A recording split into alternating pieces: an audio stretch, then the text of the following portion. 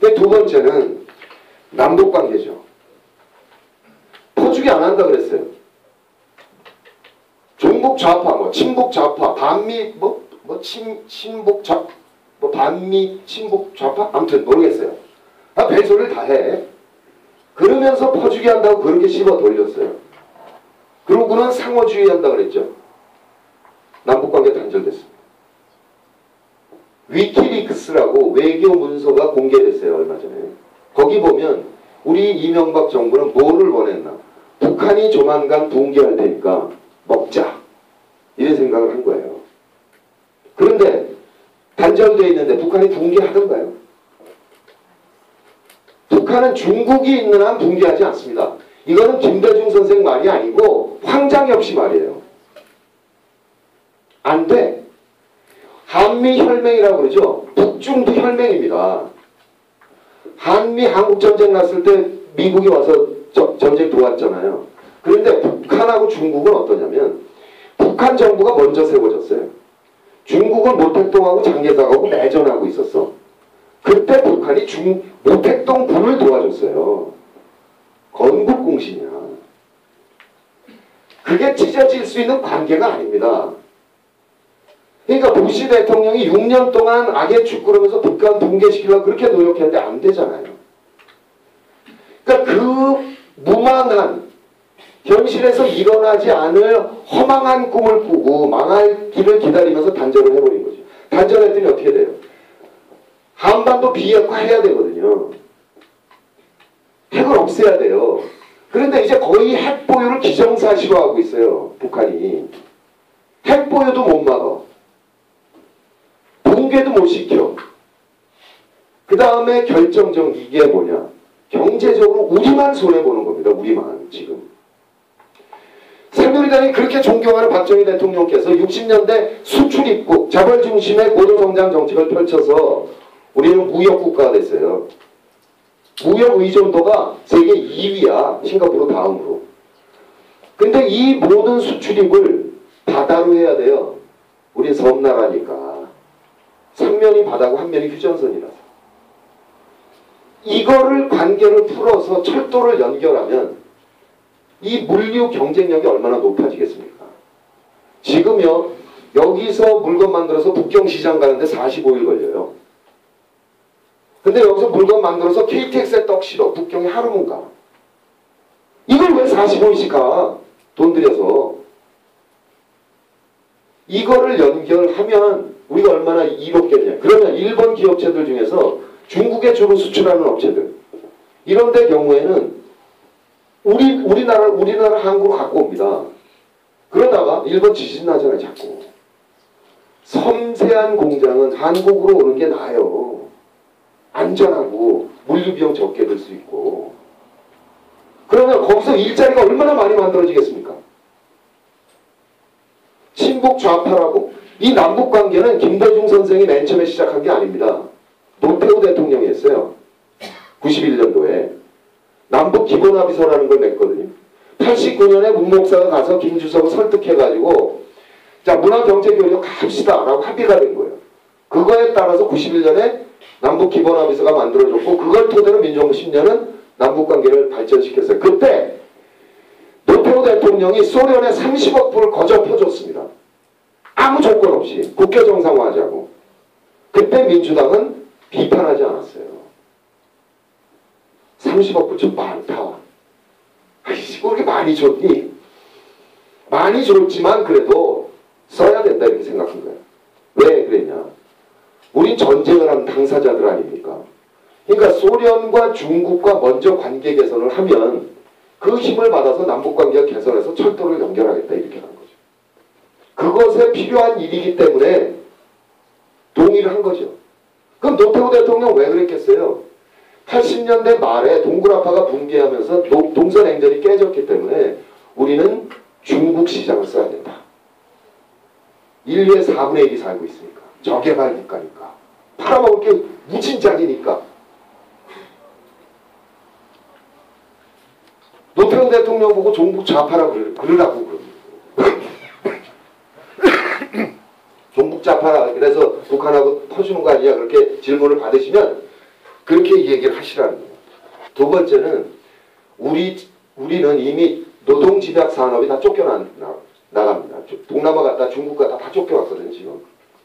북한은 무지하게 우수한 노동력이 있어요. 업무 지시를 우리말로 해도 돼.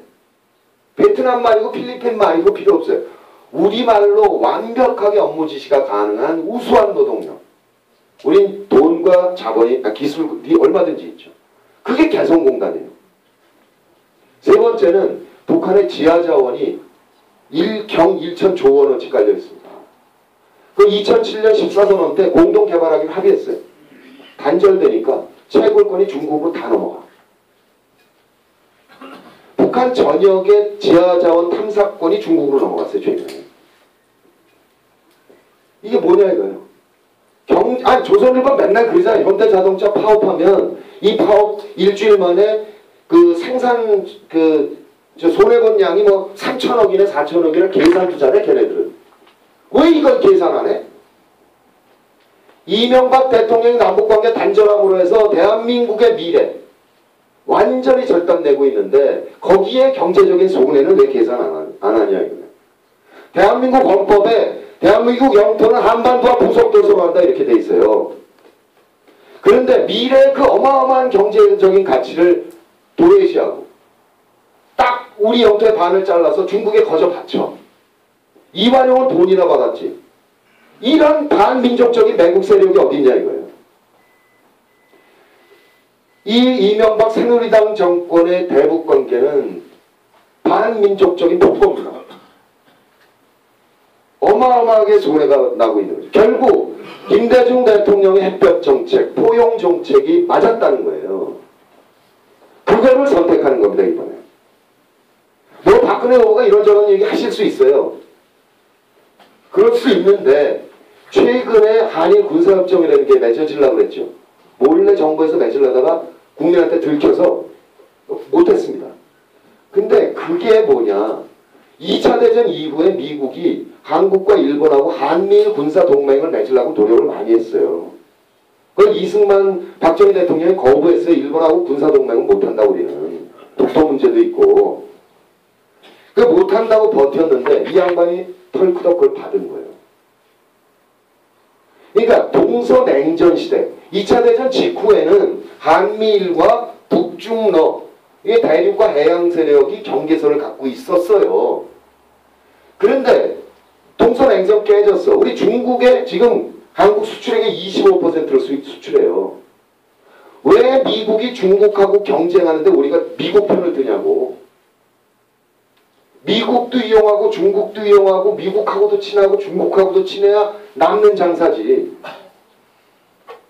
이거는 역사를 2차 대전 이후보다 더 돌린 겁니다. 그런데 그 한일 군사협정에 대해서 박근혜 의원께서 뭐라 그러셨냐.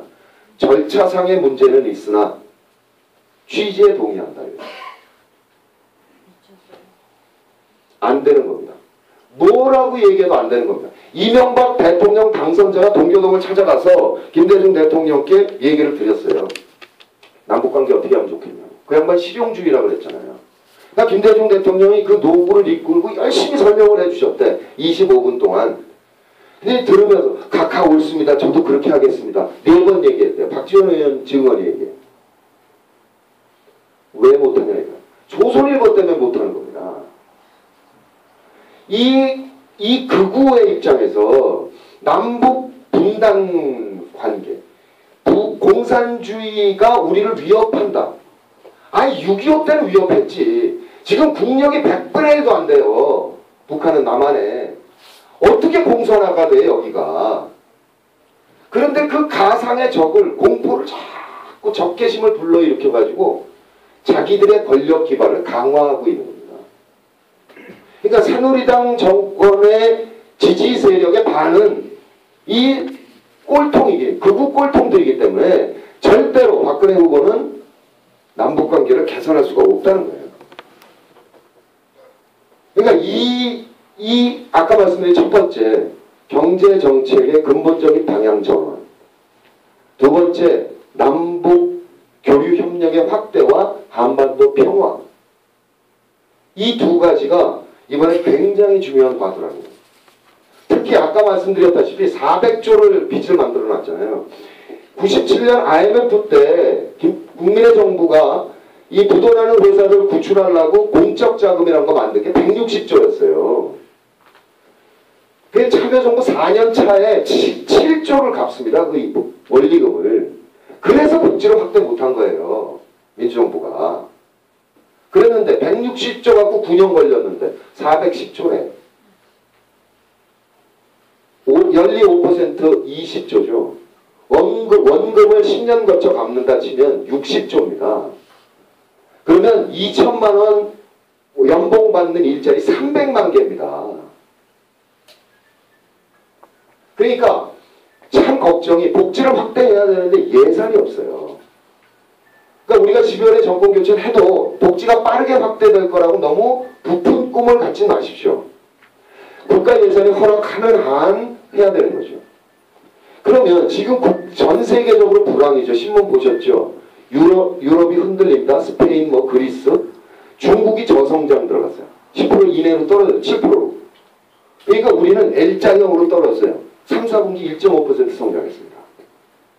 세계적인 장기 불황으로 들어갔어요. 우리에게 유일한 탈출구는 남북관계입니다. 그러니까 우리 민족의 결정적인 그 전환점이 금년 이제 선거인 거죠. 근데 이런 그 중요성이 있다. 또 하나 곁가지로 말씀드리자면 이건 너무나 당연한 얘기인데 지방 분권이죠. 그러니까 국민의 정부, 참여정부가 쭉 진행하다가 역진했습니다. 규제를 풀었다고 그랬잖아요. 수도권 규제가 있는 거 다 풀어버렸어요. 안 와, 지방에. 공기업은 참여정부 때 다 지방 지역을 했지만 더 이상 진행이 안 됩니다. 그러니까 지금 이거를 거의 연방제에 가깝게 지방 분권을 하겠다. 이게 문재인 후보의 공약이에요. 그래서 지금 국세와 지방세가 8대2 정도인데 이거 6대4 정도로 장기적으로 그렇게 해나가겠다. 이건 너무나 당연한 얘기라서 생략하려다가 말씀을 드렸고요.